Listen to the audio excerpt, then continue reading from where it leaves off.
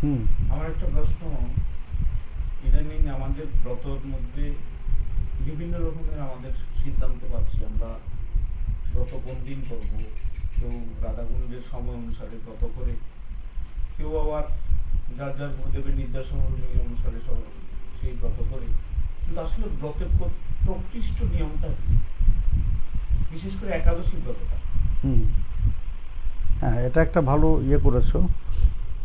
আমাদের নিয়ম হচ্ছে আমরা যে জায়গায় আছি তার সময়কাল অনুযায়ী ব্রতকে পালন করা।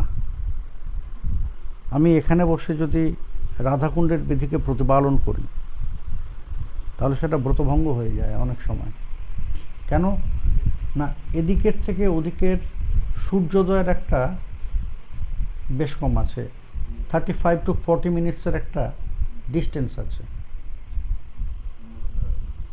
এই ডিস্টেন্সের কারণে কখনো কখনো ওই রাধাকুণ্ডের সাথে এই বঙ্গপ্রদেশের ব্রতের দিন আলাদা হয়ে যায়।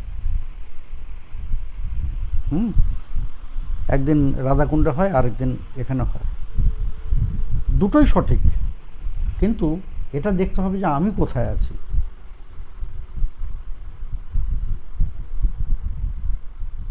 আমি যদি তখন রাধাকুণ্ডে থাকি তাহলে আমি রাধাকুণ্ডের বিধি মেনে পালন করব, আর আমি যদি তখন এই বঙ্গপ্রদেশে থাকি তাহলে এইখানকার বিধি মেনে পালন করব। আমি এইখানে থেকে রাধাকুণ্ডের বিধি পালন করব না, আর রাধাকুণ্ডে থেকে আমি এদিককার বিধি পালন করব না। ব্রতের পালনটা আমাদের এই টাইম জোনটাকে ফলো করেই করতে হয়, না হলে ব্রত ভঙ্গ হয়ে যায়। এই জিনিসটা অনেকে করেন যে এইখানে গুরুদেব কখনো এই আদেশ দেবেন না, গুরুদেব কখনো এই আদেশ দেবেন না। গুরুদেব তোমাকে এটা বলে দেবেন যে রাধাকুণ্ডে এই দিনে পালন হচ্ছে, তার মানে তুমি এই দিনে পালন করো তা নয়, তুমি যেখানে আছো সেইখানে। আমি যদি বিদেশে থাকি বিদেশের দিনটা পালন করব আমি। এই যেমন এই জন্মাষ্টমীর ক্ষেত্রে, জন্মাষ্টমী রাধাষ্টমী এগুলোর ক্ষেত্রে এই যখন ইউরোপে থেকে অনেক সময় হয়ে যায় যে পরের দিন সেখানে ব্রত, কারণ সেখানে 4 ঘন্টা 4.5 ঘন্টা, আমেরিকাতে 12 ঘন্টা, হ্যাঁ, একটা চেঞ্জ হয়ে যায়। ফলে পরের দিন ব্রত পড়ে। সমগ্র ভারত বাংলাদেশ আজকের দিনে জন্মাষ্টমী করছে, আর ওইখানে ইউরোপে আগামীকাল হবে।